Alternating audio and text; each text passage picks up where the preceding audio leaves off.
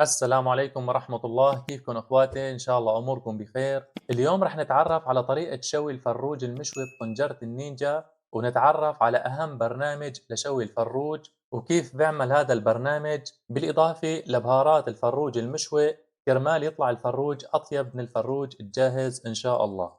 من بعد هاي الحلقة ان شاء الله رح تبطلوا تشتروا الفروج الجاهز ورح تصيروا تعملوه بالبيت على طنجرة النينجا. يلا نبدأ مع بعض.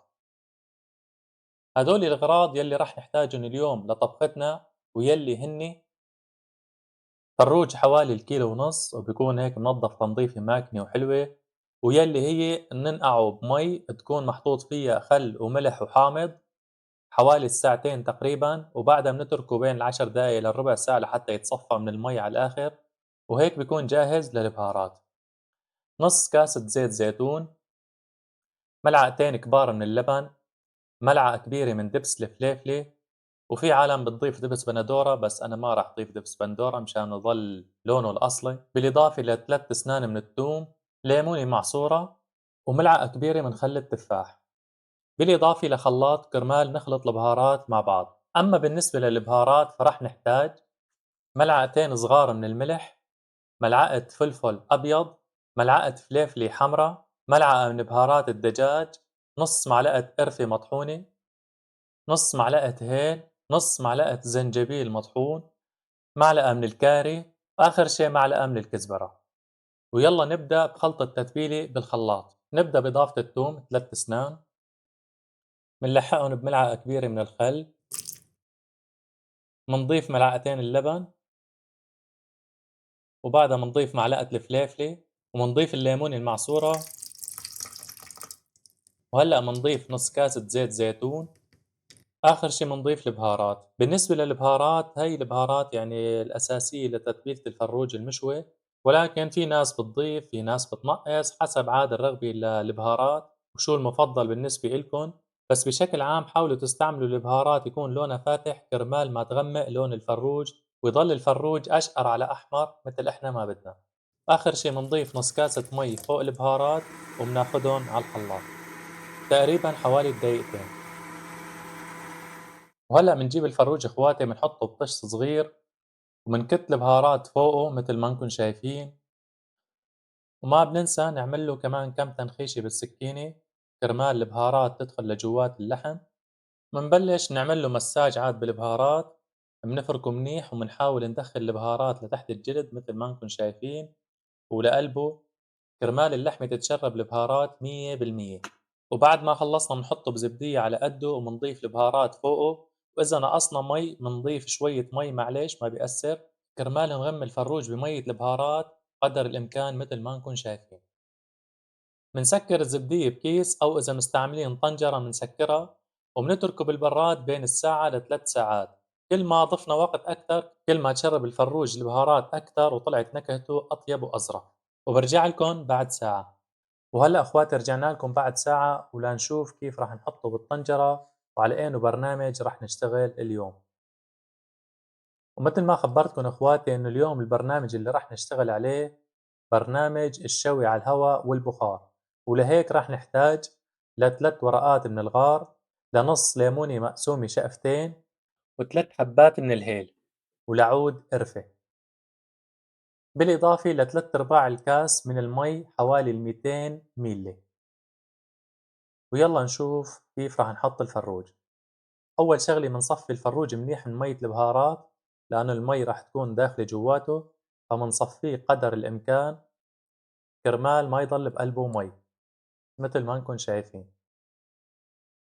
أما بالنسبة للشغلة الثانية واللي هي الأهم وسر نجاح الفروج بطنجرة النينجا، إنه نزيل البهارات نهائيًا عن صدر الفروج، ما لازم يكون عليه بهارات نهائيًا، لأنه البهارات بس انحط بالطنجرة واشتغلت الطنجرة راح تنحرق مباشرةً، وراح تنزع لنا منظر الفروج وبنفس الوقت إحنا راح نفكره استوى وهو لسه ما استوى، فلهيك بنركز منيح إنه نزيل البهارات بالكامل عن صدر الفروج، وما بننسى كمان نحط شقفتين الليمون جواته ونربط الإجرين.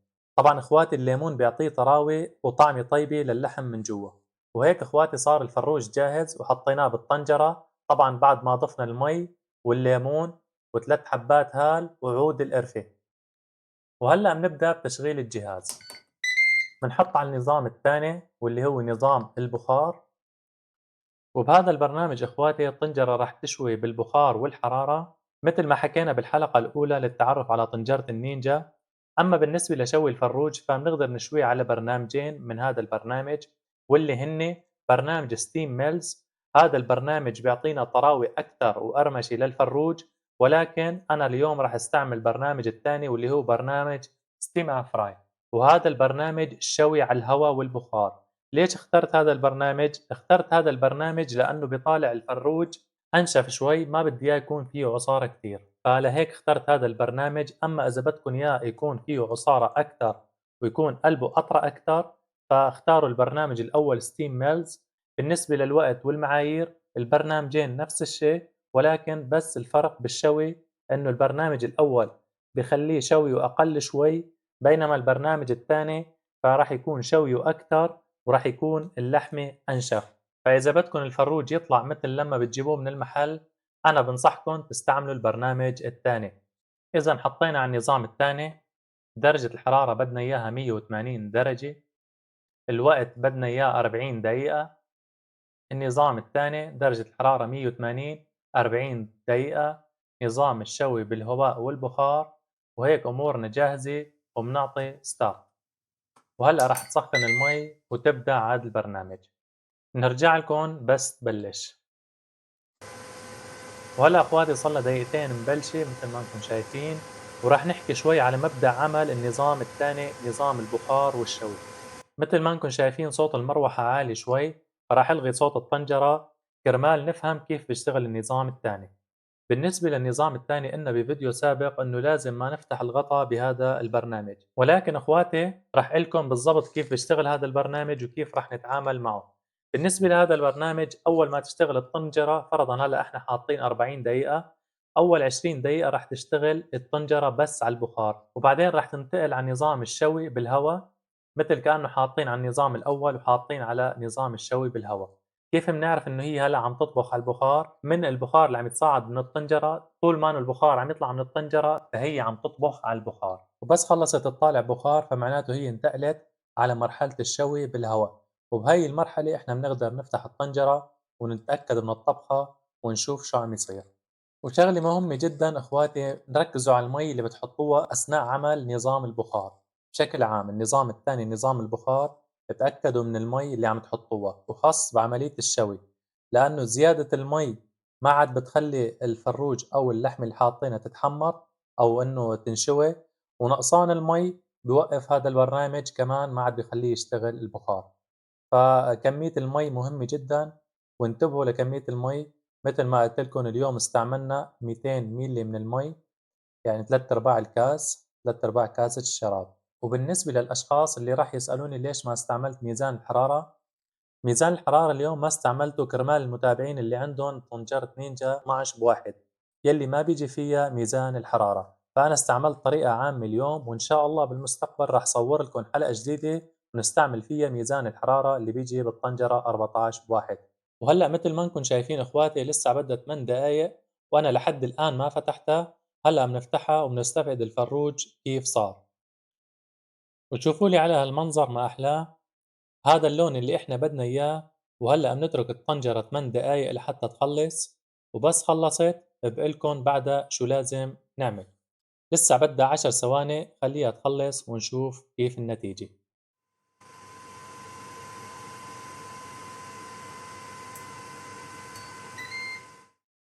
بنسمي بالله وبنفتحها ونتوكل على الله. ويا سلام لسه على الفروج ما استوى. طبعا اخواتي انا بعرف انه الفروج لسه ما استوى، ولكن هذا هو المطلوب بالنسبة لنظام البخار والهواء. وهلأ شو بنعمل؟ هلأ بنقلبه على النظام الأول اير فراي، واللي هو النظام الشوي على الهواء. طبعا احنا هلأ الفروج مستوي استواء كامل. في عالم بتفضّله هيك، في عالم بتفضّله مأمّر زيادة، أنا من النوع اللي باحبّه مأمّر أكتر يعني، فراح نحطّه 10 دقايق على النظام الأولاني، نظام الشوي على الهوا.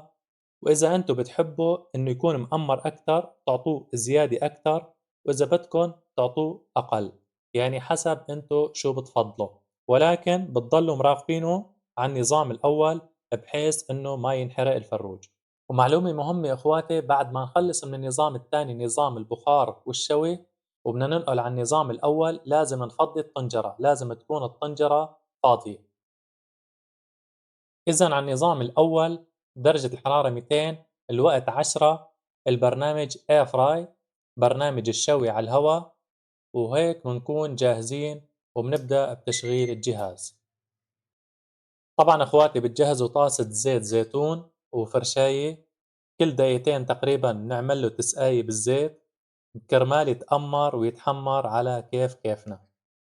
وهلأ أخواتي لسه 10 ثواني لتخلص، خلينا نشوف مع بعض ونشوف كيف طلع معنا الفروج.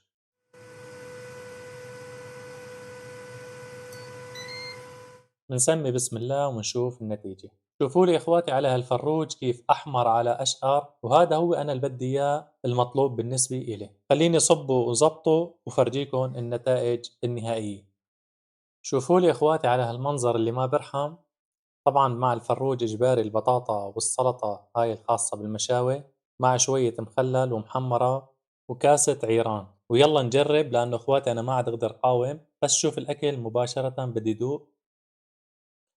منسمي بسم الله ومنبلش. شوفوا لي إخواتي شلون بكل نعومة بنسحب الفخذ. يا سلام، يعني دايب على الآخر. من المنظر إخواتي متل ما نكون شايفين إخواتي الفروج يعني مشوي بس هو طالع مسحّب يعني، نقدر نسحّب العضمات على كيفنا. خلّيني بلّش بلقمة لنشوف شو الوضع. شوفوا لي على هاللقمة اللي طلعت أساسية مع الجلد واللحمة، وأنا هذا اللي بدي إياه. بنحط لها، يا سلام، بنحط لها شوية بصل مع بقدونس، هاي السلطة، مع حبة بطاطا، بنشكلسها أمورها هيك تكون منيحة، بنزود لها لحم لأنه حسيتها مو كتير، وبنسمي بسم الله ويا الله. يا سلام عليك. أخواتي أنا بنصحكم يعني تجربوا هاي الوصفة، لأنه فعلًا راح يطلع الفروج يعني من أحسن مطعم اشتريته الفروج ما راح يطلع معه هالشغل.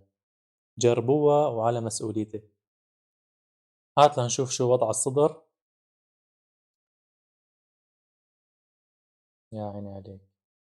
يعني إخواتي الشغل خرافي، والطعمة تفوق الوصف يعني، ما لا توصف. فأنا بانصحكم تجربوها، فباتمنى لو إنكم موجودين وتدوقوا معي، فباتمنى تجربوها وتشوفوا وتعطوني آرائكم بالتعليقات، وتخبروني يا هل ترى طلع معكم هيك الشغل والّا شلون؟ ولا تنسوا إخواتي تعطونا آرائكم بالتعليقات وتشكرسونا بإعجاباتكم، وتخبروني بالتعليقات شو حابين الفيديو الجاي يكون. سلام.